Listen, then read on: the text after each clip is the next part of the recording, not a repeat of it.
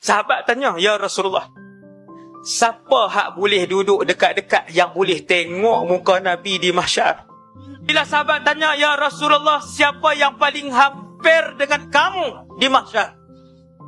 Paling hampir bermaksud boleh tengok Nabi di mahsyar. Nabi pun sebut, aktsarukum alayya salatan, orang yang paling banyak berselawat di kalangan kamu kepada aku. Sallallahu alaihi wasallam. Selawat. Binatang ke semuanya, manusia ke semuanya, jin ke semuanya, syaitan ke semuanya.